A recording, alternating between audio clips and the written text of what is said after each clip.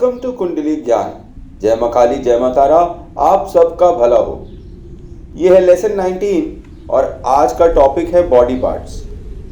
तो आप में से कई भाई बहनों ने देखा होगा कि कई एस्ट्रोलॉजर, कई बाबा, कई साधु आपकी कुंडली मात्र देखने के बाद ये बता देते हैं कि आपको इस टाइम पर ये प्रॉब्लम हुई होगी, इस आइज़ में प्रॉब्लम हुई होगी, चेहरे में प्रॉब्लम हुई होगी, बाजू में प्रॉब्लम हुई होगी। मतलब कौन से बॉडी पार्ट्स में आपको प्रॉब्लम हो रही होगी या हो गई होगी या होगी, ये सब वो बता देते हैं। तो ये कैसे बता देते हैं? तो ये कोई जादू है? नहीं, ये भी कोई जादू नहीं है, पर इसको भी आप ज्योतिष से विचार कर सकते हैं। मतलब हर घर, हर राशि का जो घर है 1 2 3 4 5 6 7 8 9 10 11 12, इससे आप सामने वाले जातक के शरीर के बारे में काफ़ी कुछ पता कर सकते हैं कि उसे कहीं बीमारी हो रही है या उसे कहीं चोट लग रही है, या मतलब कौन सी चीज़ एक्टिव है।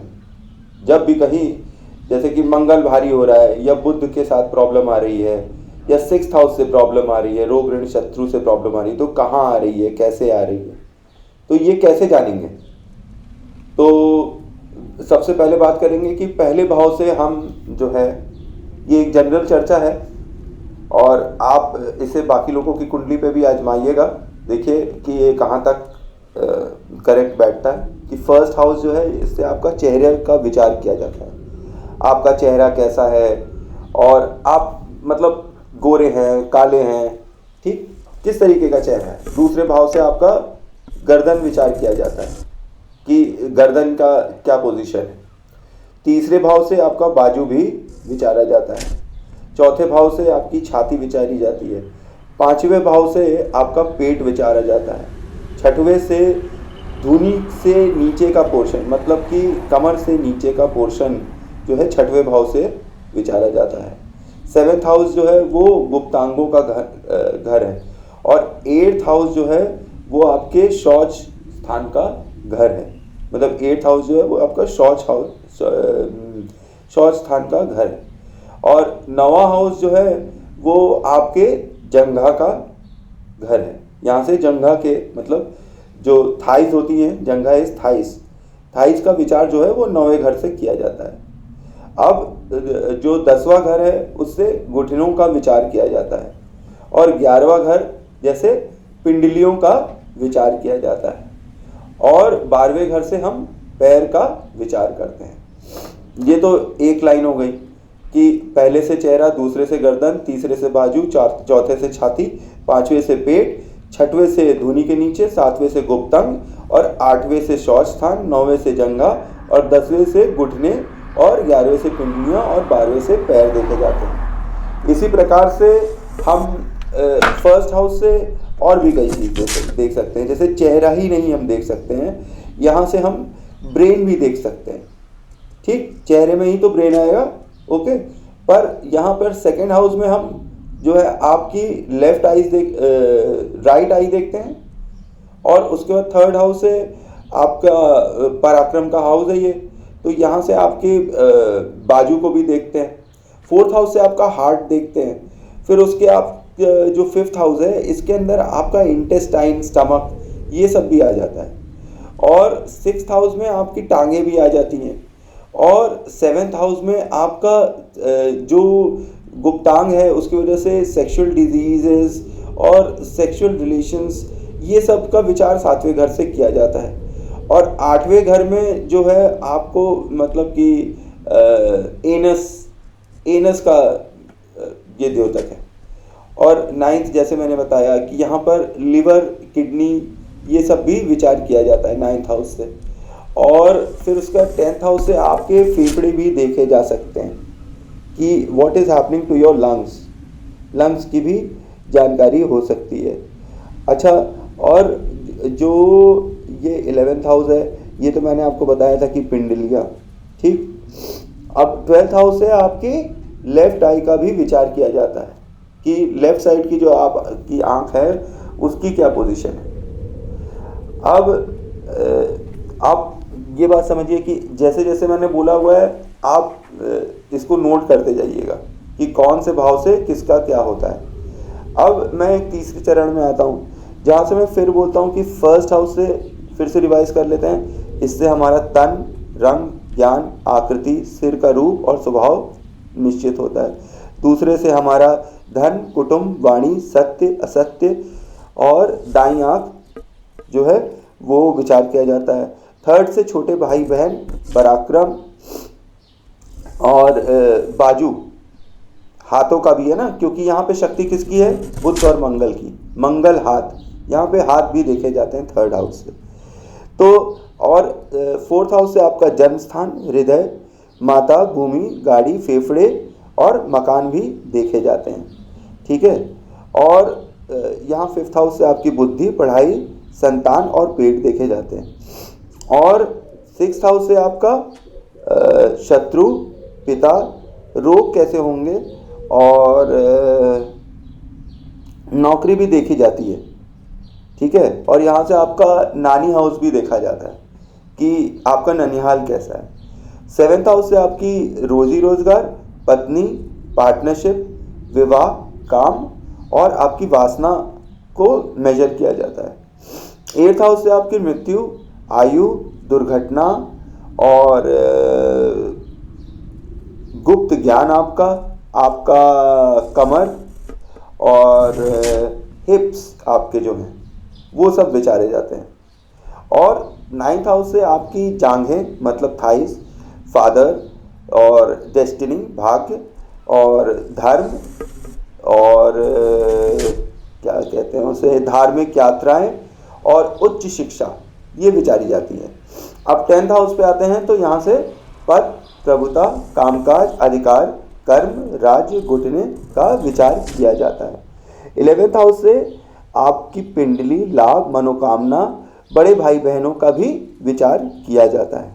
यहाँ से आएंगे अगर 12th हाउस में तो यहाँ पर पैर, मोक्ष, जेल, विदेश, सेटलमेंट, हॉस्पिटल और लेफ्ट आई का भी विचार किया जाता है। तो ये बॉडी पार्ट्स का विचार करने का क्या मतलब है? अब आप एक बात समझिए कि जो मेष, वृषभ, मिथुन, कर्क, सिंह, कन्या, तुला, वृश्चिक, धनु, मकर, कुंभ और मीन राशियां हैं। तो ये राशियां जब इफेक्ट होती हैं, जब यहाँ पर ग्रह बैठ के मैलेफिक इफेक्ट देते हैं या हाउसेस खराब कॉम्बिनेशन देते हैं, तो आप देखेंगे कि उस जातक के यहाँ पर उस भाव से रिलेटेड, उस बॉडी पार्ट से रिलेटेड प्रॉब्लम स्टार्ट हो गई है। जैसे फॉर एग्जांपल अगर मैं बोलूं कि पहले हाउस में सन बैठा हुआ है मान लीजिए, तो यहाँ बहुत कुछ चांस है कि चेहरा इनका जल सकता है। ठीक है। या जातक के चेहरे पे कोई जले हुए का निशान हो सकता है, क्योंकि क्या करता है ये भाई, सूरज क्या करता है? जला देता है। ठीक। तो अब यहाँ पर मान लीजिए कि फर्स्ट हाउस में चंद्रमा बैठा हुआ है। अब चंद्रमा बैठा हुआ है तो ये जातक तो बहुत खूबसूरत होगा। इसी तरह फर्स्ट हाउस में अगर आपका शुक्र बैठा हुआ है तो हम कह सकते हैं कि जातक जो है सुंदर तो होगा ही, प्लस आकर्षण भी उसमें ज़बरदस्त होगा, चाहे वो काला हो चाहे गोरा। उसके नैन नक्श इतने अच्छे होंगे कि लोग उसके प्रति आकर्षित रहेंगे। अब यहाँ पे अगर बुध होगा तो हम कहेंगे कि चेहरा जो है बच्चों की तरह है। ठीक है। और अगर गुरु होंगे तो ये व्यक्ति जो है बहुत ही ज़्यादा गंभीर टाइप के चेहरे वाला आदमी है। ठीक। इसी तरीके से हम प्रिडिक्ट करते जाएंगे। तो बॉडी पार्ट से हम ये डिसाइड कर सकते हैं कि सामने वाले का क्या निवारण करना है और कैसे करना है। यहाँ पर मैं आपको एक चीज़ और बता दूँ कि जब सेकेंड हाउस में जैसे गर्दन बैठा हुआ है, गर्दन क्या है? वॉइस का द्योतक है। और थर्ड हाउस कम्युनिकेशन हम अपने बाजुओं से भी करते हैं। यहाँ से हम थ्रोट का भी विचार कर सकते हैं। ठीक है। तो कहने का अर्थ ये है कि जैसे कि गर्दन के भाव में अगर मान लीजिए कि गुरु आ गए तो क्या हो जाएगा? वाणी जो है वो गुरु की तरह हो जाएगी। गले से जो वाणी निकलेगी वो गुरु की तरह हो जाएगी। अगर यहीं पे गर्दन के भाव में सेकेंड हाउस में अगर केतु आ जाए तो गर्दन के विकार हो जाएंगे, ठीक है, गर्दन के विकार होने लगे, गर्दन में प्रॉब्लम्स आने लगी। तो या राहु आ जाए तो गर्दन से बड़ी ही तेज आवाज़ निकल रही है, या 6th हाउस किसी तरह से एस्पेक्ट कर रहा है, ठीक, किसी भी तरीके से किसी हाउस में अगर कोई भी प्रॉब्लम्स आ रही हैं तो उस हाउस से related medical problems, health issue problems जातक को ज़रूर आएगी। तो ये था मेरा सूक्ष्म विश्लेषण कि कुंडली से हम किन किन बॉडी पार्ट्स के बारे में विचार कर सकते हैं। तो आपको मैं एक बार फिर से रिवाइज करा दूं जाने के पहले कि पहले से चेहरा, दूसरे से गर्दन, तीसरे से बाजू, चौथे से छाती, पांचवें से पेट, छठवें से धूनी के नीचे, सातवें से गुप्तांग, आठवें से शौच स्थान, नौवें से जंघा, 10वें से घुटने, 11वें से पिंडलियाँ और 12वें से पैर का विचार किया जाता है। और इसके साथ जो प्रॉब्लम्स होती है, जैसे किसी को हार्ट प्रॉब्लम है तो उसका 4th हाउस देखना चाहिए, किसी को सांस लेने में प्रॉब्लम हो रही है 10th हाउस देख लीजिए, आंखों में प्रॉब्लम हो रही है तो 2nd और 12th हाउस देख लीजिए, और अगर आंख संबंधित प्रॉब्लम हो रही है तो 5th हाउस से निवारण करना पड़ेगा, और अगर किडनी रिलेटेड संबंध हो रहा है तो 9th से, और अगर सेक्सुअल डिजीजेज और ये सब हो रहा है तो उसका निवारण 7th, 6th और 8th हाउस से देख के करना पड़ता है। तो कई लोग आएंगे कि जो बहुत बीमार हैं और सही नहीं हो रहे हैं डॉक्टर्स से या कुछ, तो ये हालांकि दवाई तो असर करेगी अपने टाइम पर दुआ भी आपको असर कर रही है, और कुंडली से आप for every action there is equal and opposite reaction करते हैं। आप एक प्रयास कर सकते हैं कि भाई जब हर चीज़ चल रही है तो इसका भी प्रयास करने में बुरा क्या है, इसका कोई साइड इफेक्ट तो होगा नहीं।